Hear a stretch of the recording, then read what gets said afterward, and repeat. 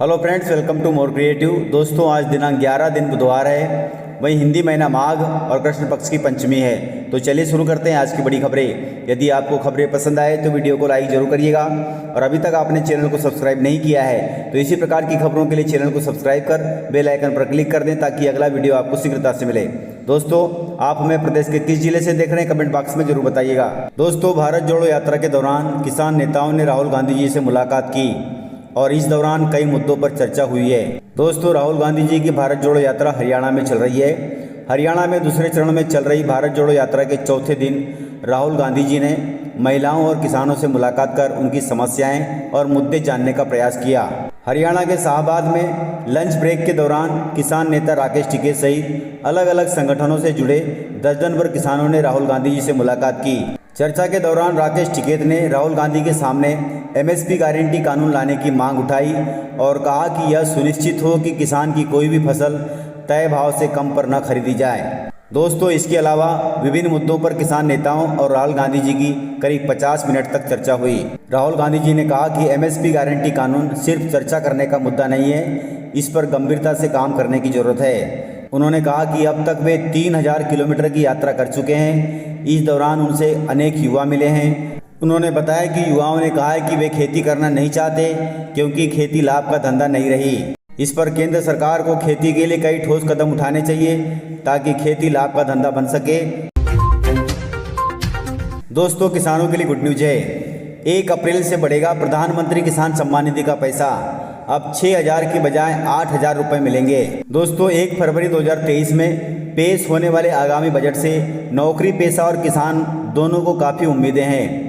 इस पर नौकरी पेशा को आयकर में छूट के मामले में राहत मिलने की संभावना जताई जा रही है। इसके अलावा किसानों के लिए भी अच्छी खबर आ रही है। दोस्तों, इस बार वित्त मंत्री निर्मला सीतारमण की तरफ से की जाने वाली घोषणाओं पर सबकी निगाहें हैं। साल 2024 के चुनाव को ध्यान में रखते हुए केंद्र सरकार की तरफ से कई सौगातें दी जा सकती हैं। यह भी बताया जा रहा है कि किसानों को 3 किस्तों में दी जाने वाली राशि 3 की बजाय 4 बार दी जा सकती है। इसमें 2-2 हज़ार रुपये करके 8000 रुपये दिए जा सकते हैं। दोस्तों, यदि ऐसा होता है तो किसानों को नए साल में मिलेगी बड़ी सौगात।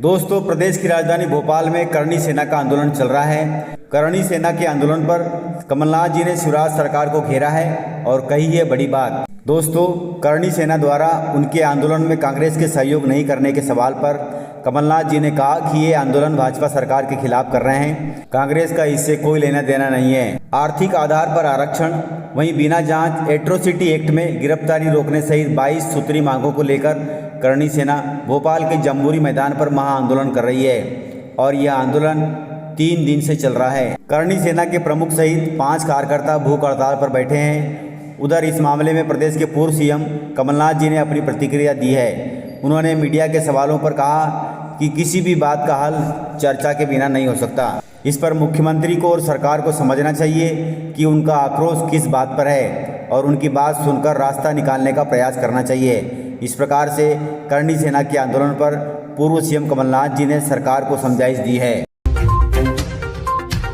दोस्तों, नीमच जिले को मिलने वाली बड़ी सौगात के तहत ग्रीनको ग्रुप करेगा नीमच जिले में 10,000 करोड़ रुपए का निवेश। दोस्तों, ग्रीनको ग्रुप नीमच जिले के गांधी सागर के पास 10,000 करोड़ रुपए का निवेश करने जा रहा है। इससे जिले सहित प्रदेश के 4000 से अधिक लोगों को मिलेगा रोजगार। दोस्तों, इंटरनेट मीडिया के माध्यम से मध्य प्रदेश के निमाड़ में पनप रहा है आतंक का खेल। सिमी से जुड़े सदस्य अब फिर से अपना नेटवर्क खड़ा करने में जुट गए हैं। इसके लिए इंटरनेट मीडिया को अपना हथियार बना रहे हैं। इंटरनेट मीडिया के माध्यम से समूह बनाकर देश भर में आतंकी गतिविधियों से जुड़े लोगों से संपर्क बना रखा है। इस बात का खुलासा खान साहब अली के अब्दुल रकीब कुरैशी पुलिस के हाथ आने के बाद पता चला है। दोस्तों, सिमी से जुड़ा रकीब इंटरनेट के उपयोग का माहिर आदमी है। दोस्तों, दरअसल खंडवा जिला सिमी का गढ़ रहा है। भोपाल इनकाउंटर के बाद सिमी संगठन की जड़ें वहां से उखड़ गई थी। इससे जुड़े सदस्य भी अपनी जमीन तलाशने में लगे हुए थे, लेकिन पुनः फिर सिमी अब सक्रिय हो रहे हैं। इस पर प्रदेश सरकार को संज्ञान लेना चाहिए, अन्यथा प्रदेशवासियों को दिक्कत होगी। दोस्तों, पूरे देश में नाम कमाया है मध्य प्रदेश की बेटी ने। दोस्तों, देश में मंगलवार सुबह सीए फाइनल के परिणाम जारी हुए हैं।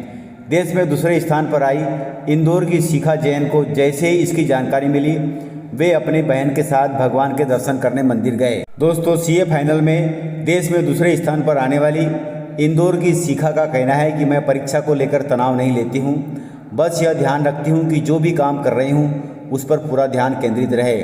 पिछले 6 महीने से रोजाना 8 से 10 घंटे सीए फाइनल की तैयारी कर रही थी। इसी बीच इंटरनेट मीडिया से दूरी बनाए रखी, बाहर के खाने पर भी इस बीच दूरी बनाकर रखी थी, तब जाकर के मैंने यह सफलता हासिल की है। दोस्तों, शिखा जैन के लिए यह बहुत बड़ी सफलता है, जो कि सीए में देश में दूसरे स्थान पर आई हैं। दोस्तों, इंदौर में चल रहे प्रवासी भारतीय सम्मेलन के दौरान राष्ट्रपति द्रौपदी मुर्मू का आगमन हुआ था। इस दौरान राष्ट्रपति जी ने कहा कि प्रवासी भारतीयों ने देश का नाम रोशन किया है। इंदौर में आयोजित 17वें प्रवासी भारतीय सम्मेलन के समापन समारोह में राष्ट्रपति द्रौपदी मुर्मू ने विशिष्ट हस्तियों को सम्मानित किया। वहीं सम्मान समारोह के बाद उन्होंने अपने संबोधन में कहा कि वे इस समारोह में आकर बहुत प्रसन्न हैं। उन्होंने आयोजन की तारीफ की और गुयाना तथा सूरीनाम के राष्ट्रपति की इस आयोजन में मौजूदगी को लेकर भी खुशी जाहिर की। दोस्तों, राष्ट्रपति जी ने कहा कि यह आयोजन काफ़ी महत्वपूर्ण है। उन्होंने प्रवासी भारतीय सम्मेलन की सराहना भी की। इस प्रकार 3 दिन चले भारतीय प्रवासी सम्मेलन ने इंदौर तथा मध्य प्रदेश का नाम विश्व में ऊंचा कर दिया है। दोस्तों, मध्य प्रदेश सरकार बेरोजगार युवाओं को ट्रेनिंग के लिए विदेश भेजेगी।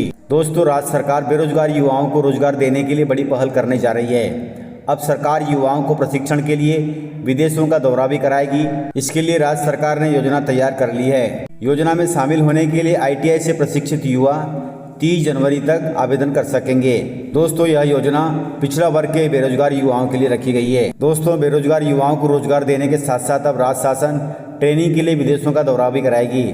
आईटीआई प्रशिक्षित और पिछड़ा वर्ग के बेरोजगार युवाओं को राज्य शासन रोजगार उपलब्ध कराने के लिए विदेशों का दौरा कराएगी।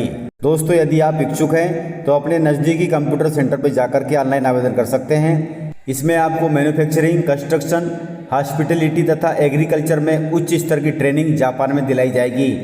वहीं जापान की मांग के अनुसार विभाग बेरोजगार युवाओं को अवसर देने के लिए पहल कर रहा है। दोस्तों, सरकार बहुत सारी योजनाएं चलाती है, लेकिन जानकारी के अभाव में हम योजनाओं का लाभ नहीं ले पाते। इसलिए जानकारियों से हमेशा अपडेट रहें और सरकार की योजनाओं का लाभ लें। दोस्तों, किसानों के लिए बड़ी राहत भरी खबर है। अब करा सकेंगे किसान आधार से लिंक। दोस्तों, केंद्र सरकार की महत्वाकांक्षी प्रधानमंत्री किसान सम्मान निधि योजना में जिले के 13,579 ऐसे किसान जिन्होंने अब तक अपने बैंक खाते को आधार से लिंक नहीं कराया है, उनके लिए राहत भरी खबर है। ऐसे वास्तविक हितग्राही किसानों को आधार नंबर लिंक कराने की सुविधा एक बार फिर केंद्र सरकार ने दी है। वहीं कृषि विभाग के मैदानी अमला द्वारा हितग्राही किसानों की पड़ताल कर बैंक खाता से आधार नंबर लिंक कराने का काम किया जा रहा है। यदि आपका भी अभी तक बैंक खाता आधार से लिंक नहीं है तो आप अपने नज़दीकी बैंक में जाकर के अपने आधार को बैंक से लिंक कराएं और 13वीं किस्त का लाभ लें। दोस्तों, मध्य प्रदेश के 48 जिलों में न्यूनतम पारा 10 डिग्री से नीचे आ गया है। वहीं मकर संक्रांति से फिर कड़ाके की ठंड का एक दौर आएगा। दोस्तों, मध्य प्रदेश में मकर संक्रांति से कड़ाके की ठंड का एक दौर आने वाला है। मौसम विभाग के मुताबिक अगले 24 घंटे में उत्तर भारत में एक और वेस्टर्न डिस्टर्बेंस पहुंच रहा है। यह बहुत स्ट्रांग है। इसके कारण दिल्ली, एनसीआर, पंजाब, हरियाणा में बारिश हो सकती है। इससे उत्तर भारत के राज्यों में तेज ठंड पड़ने और पहाड़ों पर बर्फबारी होने के आसार हैं। इसका असर भोपाल समेत मध्य प्रदेश के कई शहरों में 14 जनवरी को इसका असर दिखेगा। वहीं दिन में कोहरा रहने और रात में कड़ाके की ठंड पड़ने की संभावना है। दोस्तों, मध्य प्रदेश अभी ठंड से ठिठुर रहा है, इसलिए थोड़ा ध्यान रखिएगा। गर्म कपड़ों का उपयोग करें ताकि आप सभी ठंड से बच सकें। इस प्रकार से जानकारियाँ थी। यदि आपको जानकारियाँ पसंद आई हो तो वीडियो को लाइक जरूर करिएगा। तो मिलते हैं सर इसी प्रकार की खबरों के साथ अगले वीडियो में। तब तक के लिए जय हिंद, वंदे मातरम, टेक केयर।